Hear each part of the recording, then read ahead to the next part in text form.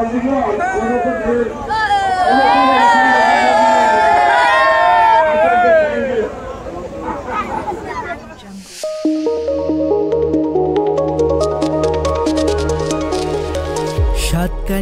Online media. আসসালামু আলাইকুম ওয়া রাহমাতুল্লাহ। সম্মানিত দর্শক শ্রোতা, আমরা এখন আছি ঐতিহ্যবাহী সাতকানিয়ার দানাত যেটাকে বলে, অর্থাৎ সাতকানিয়ার মেন পাওয়ারের মধ্যে বড় বাজার যেটা গরুহাট, এটাতে কিন্তু আমরা এখন আছি।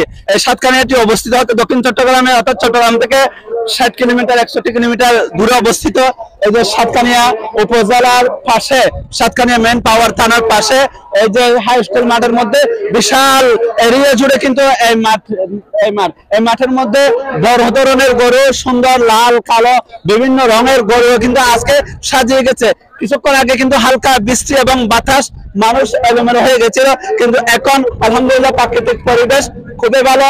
এই যে উন্নত মানের পরিবেশে ভালো ভালো গরুগুলো কিন্তু বিক্রি হয়ে যাচ্ছে। এখানে অনেক গরু ছিল, কিন্তু এই যে এই অবস্থায় বিকালবেলা এসে দেখতেছি বিভিন্ন স্থানের মধ্যে খালি হয়ে গেছে, কারণ প্রচুর পরিমাণ চাহিদা অনুযায়ী এখানের গরুগুলো কিন্তু সেল হয়ে গেছে, বিক্রি হয়ে গেছে। এই সাতকানিয়া কিন্তু ঐতিহ্যবাহী একটি স্থান।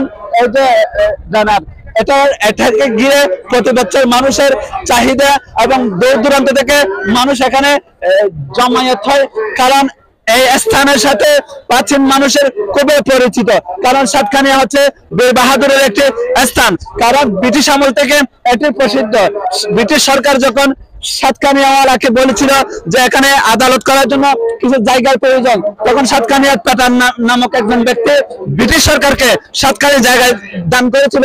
এই যে তখন থেকে সাতকানিয়ার নাম কিন্তু সাতকানিয়া নামে রাখা হয়েছে। সেই হিসাবে সাতকানিয়া একটি ঐতিহ্যবাহী স্থানে পরিণত হয়েছে। সাতকানিয়ার আজকের গরুর বাজারটি কিন্তু অত্যন্ত সেরা বাজার হিসেবে পরিণত হয়েছে, কারণ এখানে ছোট বড় মাঝারে বিভিন্ন প্রকারের বিভিন্ন স্থানের বিভিন্ন জায়গার গরুগুলো কিন্তু এখানে প্রাধান্য পাচ্ছে।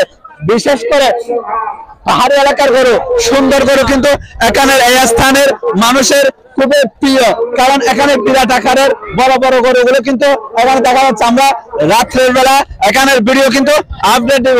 এখান থেকে এখানে একটি গরুর নাম শোনা গেছে বাদশাহ, আর একটি গরু সম্রাট, আর একটি গরু কি যে এই যে বিভিন্ন গরু ডিপজল, এই যে বিশাল আকার দানবাকৃতির গরুগুলো কিন্তু এখানে পাওয়া যাচ্ছে।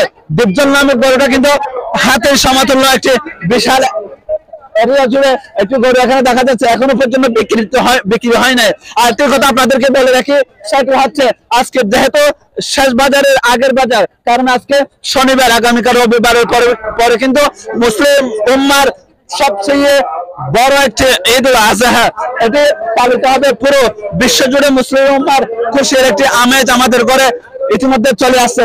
সেই হিসাবে মানুষের কেনাকাটা এবং গরু ক্রয় বিক্রয় উৎসব প্রায় শেষের দিকে। সেই হিসাবে আগামীকাল একদিন আছে, সেই আগামীকাল একদিন হাতে রেখে মানুষ কিন্তু আজকে গরু, ছাগল, মহিষ ক্রেতা বিক্রেতাদের আনাগোনা জমজমাট সব জায়গায় পরিলক্ষিত হয়েছে।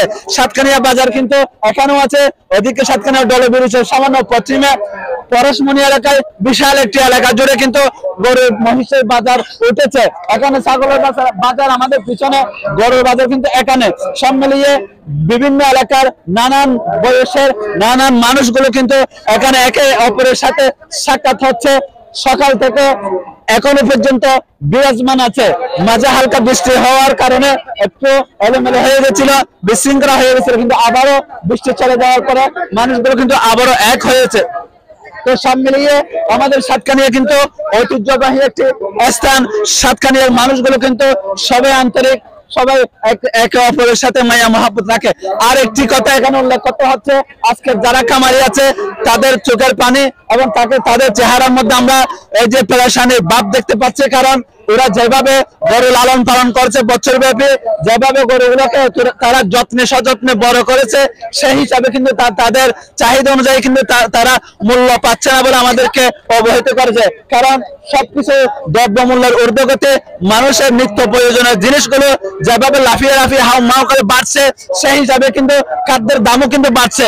কিন্তু এই বাড়ানোর সাথে সাথে এই যে কৃষকরা খামারিরা ন্যায্য মূল্য পাচ্ছে না বলে তারা বলতেছে আমাদের চাহিদা অনুযায়ী আমরা গরুর ভালো উন্নত মানের এই যে তাদের চাহিদা অনুযায়ী গরুর বিক্রি করতে পারছে না। একটি গরু তারা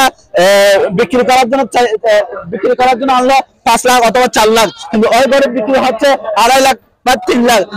প্রায় অনেক ডিফারেন্স, অনেক পার্থক্য হয়ে যাচ্ছে। সেই হিসাবে এই যে আমরা আমাদের দেশীয় খামারে যারা আছে তাদের কথাও আমরা মাথায় রাখতে হবে।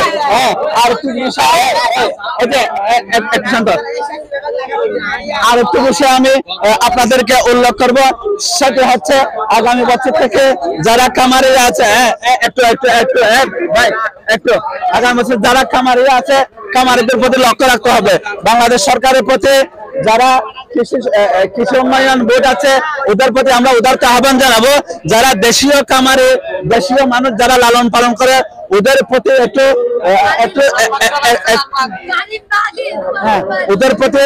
যত্নবান হওয়া দরকার, কারণ ওদের কিছু ট্রিটমেন্ট প্রয়োজন।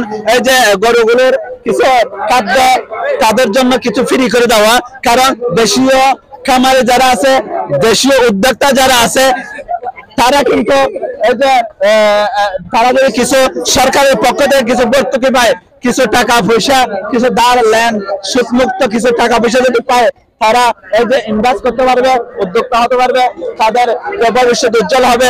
তারা আজকে যারা 5, 6টা 10টা 20টা গরু আনছে তাদের চাহিদা অনুযায়ী কিন্তু গরুর এই যে মূল্য কিন্তু পাচ্ছে না। তো সাতকানিয়াবাসী যেখান থেকে আমাদেরকে দেখছেন, দেশে বা প্রবাসে, এই যে কাছে বা দূরে, সকলের প্রতি আন্তরিক মোবারকবাদ জানাচ্ছে।